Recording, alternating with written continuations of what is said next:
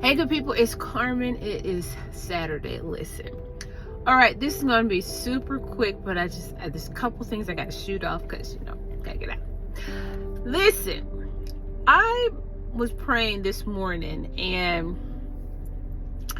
I don't know where you live, but where I lived yesterday, there was this storm of all storms. There was like this motion picture storm that rolled in last night. Now, I came, I saw it coming. That's the thing.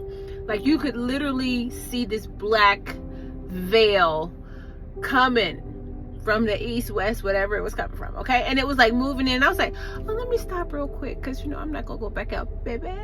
And when I said that to myself, what I heard in my inner was go to the house, go on home. Did I do that? No, I did not.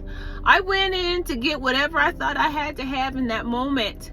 And I'm in the store, and then all of a sudden, all the lights shut out, like, poof. And people get to screaming and such. And I was like, uh-oh. Long story short, fast forward. Major storm, messed some people's cars up. All kind of things happen, right?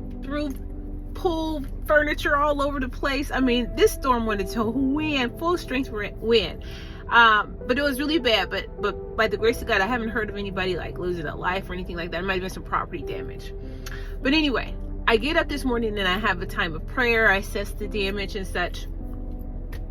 While I'm praying, I really felt like while I'm praying, I'm very visual, but I saw like almost the best way I can describe it is like if you ever saw the 10 Commandments, and my play cousin's dad would always have us sit down and watch Ben-Hur and the 10 Commandments, like call us from outside, like y'all come sit down and watch this.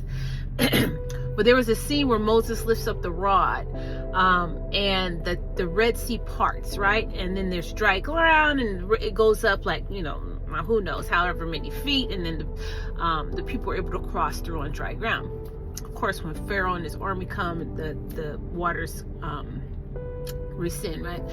Now, that's kind of what I saw. Like while I'm praying, and I see this like parting, and for me, in the sensing I got while I had time of prayer was that there's about to be a time of crossing over, like a time of crossing over where God is going to open up a way for people to get to the other side of where they have not been able to get to, but that he has destined for them to get to. It's gonna produce safety. It's gonna produce longevity, relationship, a rebuilding, a restoration, right?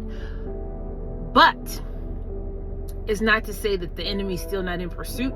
It's not to say that all is well, because those people had to be obedient. They had to move quickly. And they had to be ready when that sea parted, right? And so there is an expectancy, and I'm saying this to the church in general, that I really sense that whatever's about to go down is going to be bringing urgency for people to know the Lord, to know Christ. And the church has got to be ready, because there's going to be a mass crossing over of people coming back to the Lord. And the church has got to be ready. So that means the church needs to be strong. The church needs to be healthy. The church needs to be sound. The church needs to be biblical, doctrinal. The church needs to come out of carnality. Come out of carnality. On every side, from the least to the greatest, from the youngest to the oldest, come out of carnality in every capacity, because people are going to need the light of Jesus Christ. People are going to need the truth of Christ Jesus. People are going to need the abundance and the wealth and the wisdom and the power that come from fellowshipping and abiding in the vine. And all this other stuff that's diluting the gospel, that's diluting the power of the kingdom by replacing the true king, has got to go. All right? You don't want to be the ones floating in the water when it goes back down. So we want to be able to cross over. We want to be able to make it through to the other side, to that promise, to that expected land, to that land flowing with milk and honey, so to speak. But even more than that, this my greatest sensing of this was about salvation. This was about salvation of souls, salvation of destinies, salvation of purposes, things that God has called and ordained that the enemy wanted to destroy, that the enemy has been tracking and hunting down, that God was given a moment of crossing over, of passing through. He was going to make a way, open the door, parting. I just saw a parting, okay? It was like a parting of waters, but that was going to provide a way of escape. and that it was the people needed to be ready, to be prepared, and to be purpose filled, because this was not about you. It's not about you. It's not about your agenda, your name, your brand, your business. This is about destiny. This is about salvation. This is about the King preparing his kingdom for his return. All right, I said what I said. Now, the other thing I wanted to say, totally unrelated, but I gotta shout out my ladies. But ladies, okay, so I'm just driving just now, minding my business like I do. Can't help what I see, okay? I'm watching, and there's this black woman with braids, pretty lady, beautiful lady, walking with braids. Now she's walking with a young white fella. I ain't gonna name him. A young white fella who looks very preppy. Okay, he's got his preppy sweater on, he's got his preppy khaki shorts, and his little preppy loafers. All right. Now she looked like she can get down on the get down. That's all I'm saying. They're at the light. They're crossing the street. She's talking to him, but something got into the brother where he don't want to now let other people know that they together.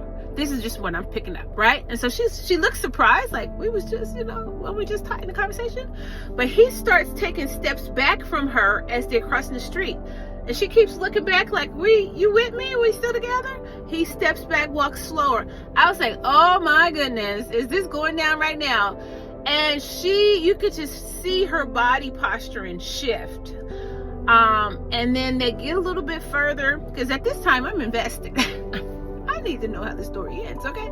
And so she gets a little bit further, and it's just like, she looks back again, and he kind of looks to the side, and they say a little something, but it didn't look like there was an argument. It didn't look like and trust me, I've been in shady waters. I've been in relationships where you arguing out on the street like Ike and Tina Turner, and the other people are uncomfortable, like, oh God, I gotta go to the house and pray because these people done messed me up. It wasn't like that. It was more so like embarrassment, like you don't want nobody to know y'all together. Like maybe his class is up here and her class is down here, and then he don't want nobody to know he tipping in the waters. I don't know what it was, okay? But I just want to say this to the ladies. If you are with somebody that does not want to claim you, that has to hide you, that has to pretend not to know you in certain environments, that is ashamed of you, that is embarrassed of you, that is okay with you behind closed door in private, but not okay with you in public, you, my friend, are not even a side chick. You somebody they playing with. They playing with you, okay? They gonna milk you for everything you got, and when they're finished, they gonna throw you away, because that's how they see you. When they can't claim you, walk with you, be proud of you, present you well, they don't really want you. They want what they can get from you. They gonna take it as long as you're willing to give it to them. And I just pray for that young lady. I just pray for her, because I'm just like, God, that I felt bad. If that was my child, I would feel. That man don't want her. He want what he probably, I won't go into their business, but he probably want whatever he can get from her that she's willing to give him for free. Okay? Maybe for a dinner, maybe for a movie, maybe for whatever their situation is. I ain't there. I ain't over there. I just saw what I saw. And so I just encourage the ladies, don't sell yourself short. It's not that season. You might have done it in the past. You might have allowed people to mishandle you, mistreat you, devalue you, because that's how you felt about your own self. But as you grow in the Lord, as you grow in Christ, as you develop in the things of God, as you understand that my good Father loves me so good, that the lover of my soul and the lifter of my head is the King of glory. His name is Jesus, that he values me, he honors me, he esteems me high, he covers me, he protects me, he presents me well, he walks with me, he talks with me. Come on, what brother, what can they say or do that can compare to that? Now they might be able to add to it, they might be able to enhance it, because God has shined the light on them that they can do that in your life. But if you come in short, if you come in to take from me, if you come in to steal, you at the wrong location. And that has to be your bottom line. You are at the wrong location. You can't come over here with no foolishness. You can't come over here and try to rob me of what God just put into my soul, into my spirit. You can't come over here and try to take my purity. You can't come over here and try to just rip from me everything that God has died for and has resurrected for and has purpose for me to walk in, so that you can get what you want and then move on to the next thing. Because the way that brother was walking, anyway, I almost rolled my window down and said something like, run sis, run Forrest, run, he don't want you. and you can see it. And a lot of times other people see it before you see it, but that's okay too. When you do see it, do better. When you do feel it, do better. When you're willing to acknowledge that I'm just being vandalized and I'm doing it because I gave the person the key to do it, okay? They're not even stealing it. I gave it to them. You be the one to make the difference. So at some point, hopefully this baby wake up, and whatever was going on there, you know, like I said, it didn't look like a fight, but it could have been a fight. I wasn't there. I don't know their business. I'm not trying to say their business, but it reminded me of many, many things. So I just wanted to encourage the ladies. You are valuable. You are precious. You are precious. If no one has told you that today, you are precious. And God has deposited specific things in you and allows you to walk through specific valleys that you can speak to, that nobody else can speak to it the way you can speak to it. So don't let anybody devalue or dishonor you in any way. And don't do it to yourself. Look at yourself in the mirror and tell yourself how beautiful you are. Tell yourself you are a trooper, you are a jewel, a gem in the crown of the Lord. You are a light in the earth, and shine brightly. Don't let anyone dim your light. Don't let anyone make you feel small or think small or be small, because God created you to be big. He's a big, big God, and we are to represent him and to model him in all the earth. All right, love you guys. I hope you're having a fantastic Saturday. Te amo.